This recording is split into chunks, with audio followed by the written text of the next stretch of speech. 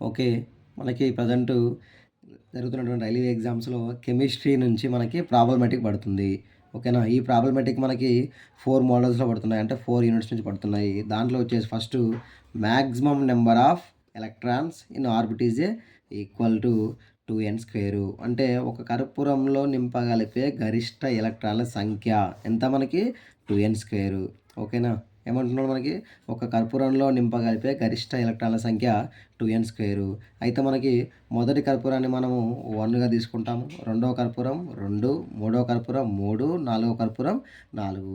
ఈ కర్పూరాన్ని మనం ఏమంటామంటే KLMNగా తీసుకుంటాము. K వాల్యూలో =1 తీసుకోవాలి. L వస్తే M వస్తే 3, N వస్తే 4. మనకి ఇప్పుడు ఫార్ములా ఏంది? 2n square. ఫస్ట్ మనకి మొదటి కర్పూరంలో ఉంచగలిగే గరిష్ట ఎలక్ట్రాన్ల సంఖ్య ఎంత అంటే 2n స్క్వేర్ ప్లేస్లో n ప్లేస్లో 1 పెట్టాలి. అంటే 2 × 1 స్క్వేరు. తర్వాత రెండవ కర్పూరంలో ఉంచగలిగే గరిష్ట ఎలక్ట్రాన్ల సంఖ్య ఎంత అన్నప్పుడు n ప్లేస్లో 2 పెట్టాలి. మూడవ కర్పూరంలో ఉంచగలిగే గరిష్ట ఎలక్ట్రాన్ల సంఖ్య అన్నప్పుడు 3 ప్లేస్లో 3 అంటే m ప్లేస్లో 3 వస్తుంది. నాలుగవ కర్పూరంలో ఉంచాలని గరిష్ట ఎలక్ట్రాన్ల సంఖ్య అంటే n ప్లేస్లో 4 వస్తుంది. తర్వాత what is the maximum number of electrons that M shell అంటున్నాడు. మనకి ఎం అనగా ఏం గుర్తు రావాలి? KLM అంటే n=3 గుర్తు రావాలి. ఎం షెల్ అంటే n=3 అని చెప్పాం కదా, అంటే m=3. So formula 2n square అంటే n ప్లేస్లో 3 పెట్టుకోవాలి. 2 × 3 స్క్వేర్ అంటే 18 వస్తుంది.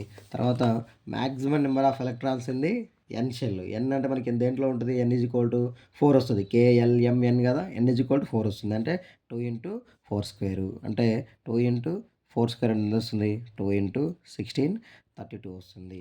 ఓకేనా? Option A is the right answer. తర్వాత third orbital is denoted as. Third orbital is denoted as అంటే మనకి ఫస్ట్ ఆర్బిటాల్ ఏంటిది? K, second L, third M, fourth N. ఈ క్వశ్చన్ పడుతున్నాడు third orbital is denoted M. ఓకేనా? ఒకవేళ fourth orbital is denoted అంటే N, second అంటే L, first అంటే K. Maximum number of electrons is dash. Maximum number of electrons ఎన్ని ఉంటాయి మనకి? ఒక కర్పూరంలో నింపగలిపే గరిష్ట ఎలక్ట్రాన్ల సంఖ్య ఎంత అంటే దానికి ఏంటిది అని డైరెక్ట్ ఫార్ములా ఆడుతున్నాడు. మ్యాక్సిమం నెంబర్ ఆఫ్ ఎలక్ట్రాన్స్ అంటే మనకి డైరెక్ట్గా 2n స్క్వేరు ఫార్ములా చేస్తే సరిపోతుంది. నెక్స్ట్ వచ్చేసి మనకి topic atomic number and mass number. Atomic number అంటే పరమాణు సంఖ్య, మాస్ నెంబర్ అంటే ద్రవ్యరాశి సంఖ్య. మనం సింపుల్గా ఎట్లా డినోట్ చేసుకుంటాం అంటే దీన్ని ఈ విధంగా రాసుకుంటాం. X, A to Z.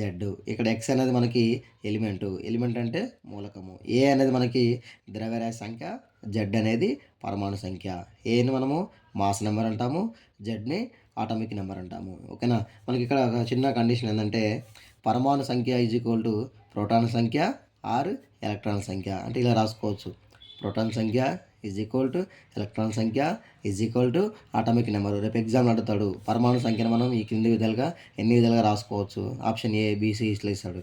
ఓకేనా? అంటే ప్రోటాన్ ఎలక్ట్రాన్ అటామిక్ నెంబరు. మనకి ఎగ్జాంపుల్ ఇక్కడ X16 8 రాసాము. ఇక్కడ అటామిక్ నెంబర్ కదా, 8 దేని యొక్క అటామిక్ నెంబర్ అయి ఉంటుంది? ఆక్సిజన్ యొక్క అటామిక్ నెంబర్ అయి ఉంటుంది. ఇక్కడ అటామిక్ నెంబర్ 8. ఆక్సిజన్ యొక్క అటామిక్ మాస్ ఎంత? 16. So atomic mass 16, atomic number 8. ఇప్పుడు ఆక్సిజన్ యొక్క ఎలక్ట్రాన్ నెంబర్ అంటాడు. ఎంత తీసుకోవాలి? 8 తీసుకోవాలి. అటామిక్ నెంబర్ అన్న 8. ఆక్సిజన్ యొక్క ప్రోటాన్ నెంబర్ అన్న 8. అంటే proton number electron number atomic number. ఈ మూడు కూడా సేమ్ వస్తాయి. నెక్స్ట్ వచ్చేసి న్యూట్రాన్ నెంబర్ అంటాడు. మనకి ఇది కొత్తగా న్యూట్రాన్ నెంబర్ అంటే ఏం చేసుకోవాలంటే అటామిక్ మాస్ నుంచి అటామిక్ నెంబర్ తీసేయాలి. ఇది చూడండి, న్యూట్రాన్ నెంబర్ ఫార్ములా రాసాం. న్యూట్రాన్ నెంబర్ ఏం చేస్తుంది? Atomic mass minus atomic number. పరమాణు ద్రవ్యరాశి మైనస్ పరమాణు సంఖ్య. అటామిక్ మాస్ ఎంత వస్తుంది? 16. అటామిక్ నెంబర్ ఎంత వచ్చింది? 8. 16 - 8 = 8. న్యూట్రాన్ల సంఖ్య ఎంత అంటే 8. తర్వాత the number of neutrons present in the atom of nitrogen. అంటే మనకి నైట్రోజన్లో నెంబర్ ఆఫ్ న్యూట్రాన్స్ ప్రజెంట్ ఉంది. అంటే న్యూట్రాన్స్ ఎన్ని ఉన్నాయి అడుగుతున్నాడు. మనకి నైట్రోజన్ యొక్క అటామిక్ నెంబర్ ఎంత? 7. నెక్స్ట్ అటామిక్ మాస్ ఎంత? 14. Okay, atomic mass 14, atomic number 7.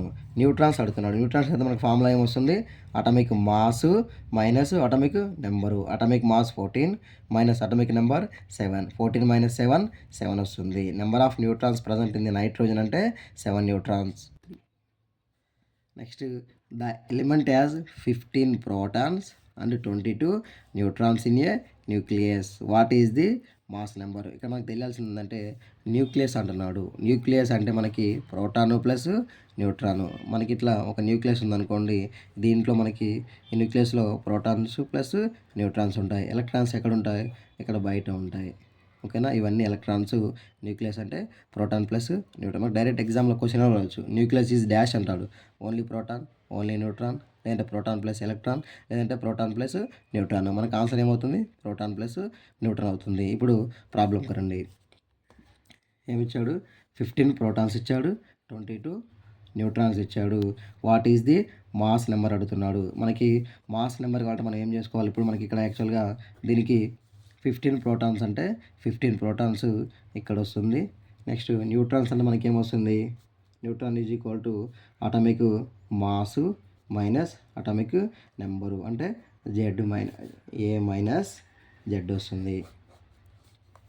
ఓకేనా, మాస్ నెంబర్ అడుగుతున్నాడు. మాస్ నెంబర్ అంటే మనకి ప్రోటాన్ ప్లస్ న్యూట్రాన్ ఈ రెండింటిని యాడ్ చేస్తే మనకి ఏమొస్తుంది? అటామిక్ మాస్ నెంబర్ వస్తుంది. ప్రోటాన్ 15 ప్లస్ న్యూట్రాన్ 22 ఈ రెండు యాడ్ చేస్తే మనకి 32 వస్తుంది. తర్వాత వచ్చేసి atomic number A represented by the which letter. Atomic number మనం దేంతో రిప్రజెంట్ చేస్తున్నాం? ఇక్కడ ఏ వస్తుంది, ఇక్కడ జెడ్ వస్తుంది.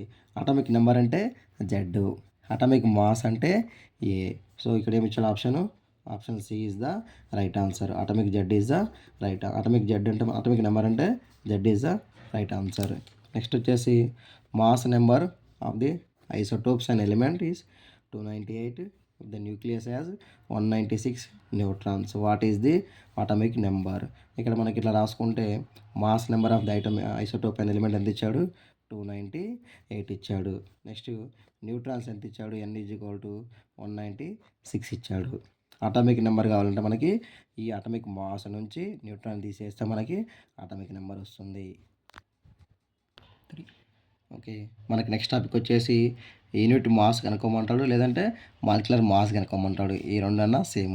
యూనిట్ మాస్ అంటే యూనిట్ ద్రవ్యరాశి, మాలిక్యులర్ మాస్ అంటే అణుద్రవ్యరాశి. అణుద్రవ్యరాశి యొక్క ప్రమాణాలు ఏంది? మనము దీన్ని ఏ యూనిట్లో కొలుస్తామంటే యూనిట్లో యూలో కొలుస్తాము. ఓకేనా, డైరెక్ట్ ఇట్లా యూఏ ఆన్సర్ అవుతుంది. దీని యొక్క అణుద్రవ్యరాశి యొక్క యూనిట్స్ ఏంటంటే యూనే అవుతుంది. మనం ఇప్పుడు యూనిట్ మాస్ కానీ మాలిక్యులర్ మాస్ కానీ కనుక్కోవడానికి మనకి చిన్న షార్ట్ కట్ ఏంటంటే number of atoms into mass plus number of atoms into mass so on. For example calculate the relative molecular mass of water అంటే H2O కదా.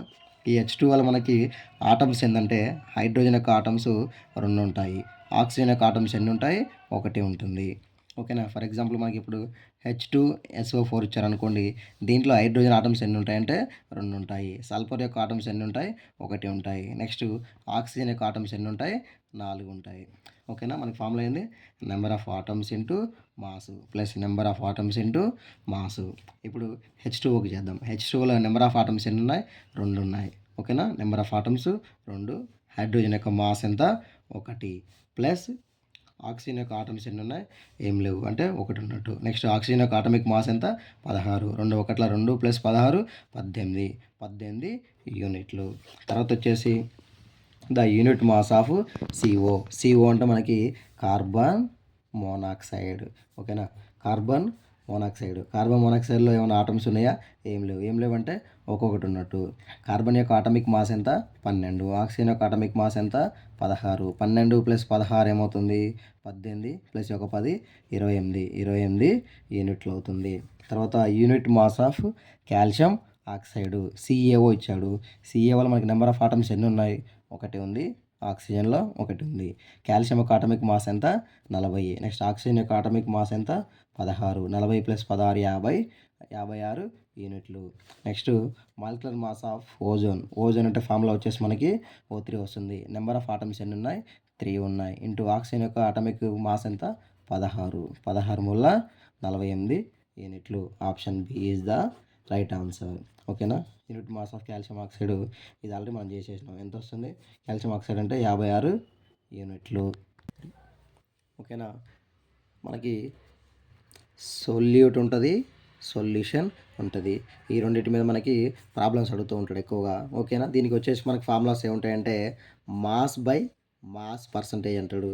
Next mass by volume percentage అంటాడు. Next volume by volume percentage. ఓకేనా. Mass by mass percentage ఒక mole అడగవచ్చు.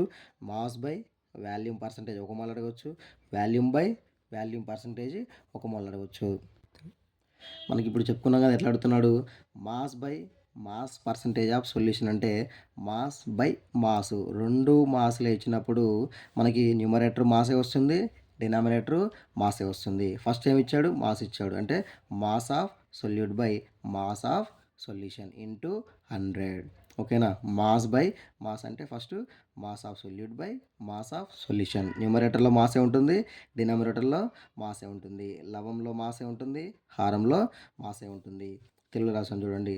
ద్రావణం ద్రవ్యరాశి అంటే ద్రావిత ద్రవ్యరాశి బై ద్రావణం ద్రవ్యరాశి. మనకి సొల్యూట్ అంటే ద్రావితము, సాల్వెంట్ అంటే ద్రావణి. ఎప్పుడైనా మనకి ద్రావితం అనేది తక్కువ క్వాంటిటీలో ఉంటుంది, నెక్స్ట్ ద్రావణి అనేది ఎక్కువ క్వాంటిటీలో ఉంటుంది.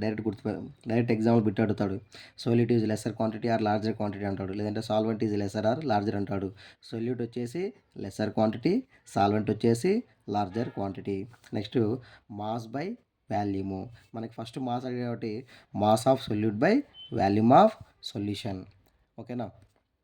నెక్స్ట్ వచ్చేసి మనకు అసలు ఇప్పుడు ఇక్కడ సొల్యూషన్ అని చెప్పుకున్నాం. సొల్యూషన్ అంటే ఏమేమి మిక్స్ చేయాలంటే సొల్యూటు ప్లస్ సాల్వెంటు, అంటే ఈ రెండు మిక్స్ చేస్తే సొల్యూషన్ వస్తుంది. సొల్యూట్ అంటే మనకి ద్రావితం అని చెప్పుకున్నాము, సాల్వెంట్ అంటే ద్రావణి అని చెప్పుకున్నాము. ద్రావితము ప్లస్ ద్రావణి ఏమవుతుంది, ద్రావణం అవుతుంది. ఈ రెండింటిని ద్రావితం ప్లస్ ద్రావణి రెండింటిని యాడ్ చేస్తే ద్రావణం వస్తుంది.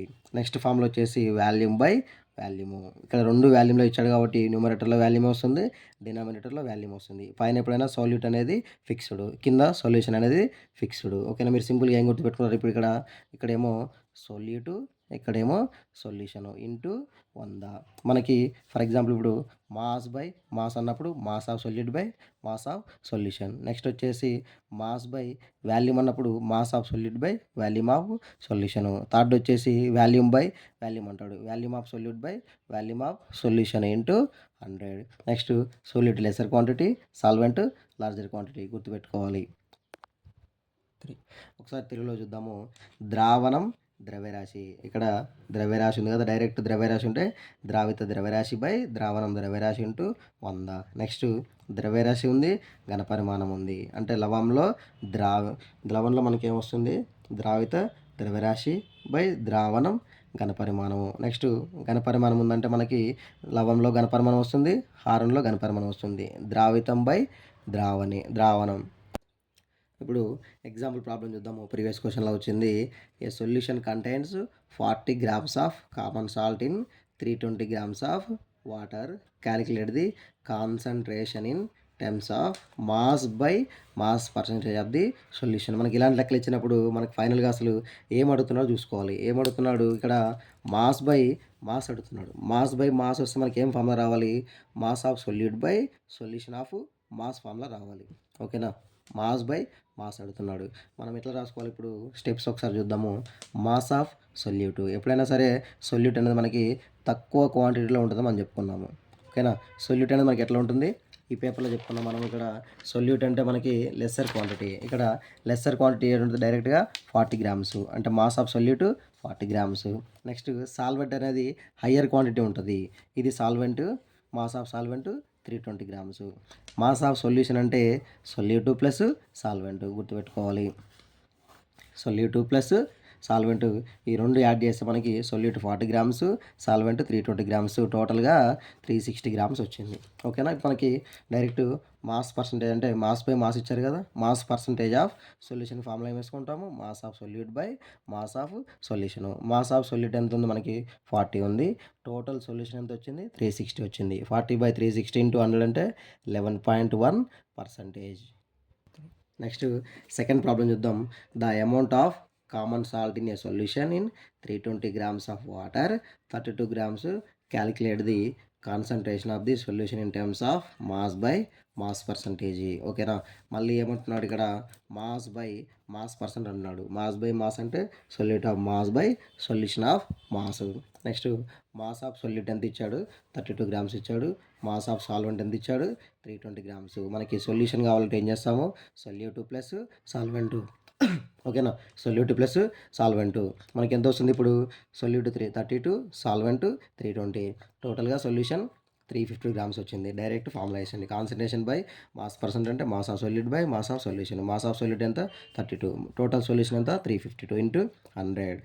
మనకి ఎంత వస్తుంది ఆన్సర్? 9.09%. నెక్స్ట్ వచ్చేసి కింద కూడా సేమ్ క్వశ్చన్ ఉంది. కాన్సంట్రేషన్ ఆఫ్ మాస్ బై, ఇది కూడా మాస్ బై మాస్. ఎంత ఇచ్చారు? సొల్యూషన్ మనకి 50 గ్రామ్స్ ఇచ్చారు సొల్యూట్.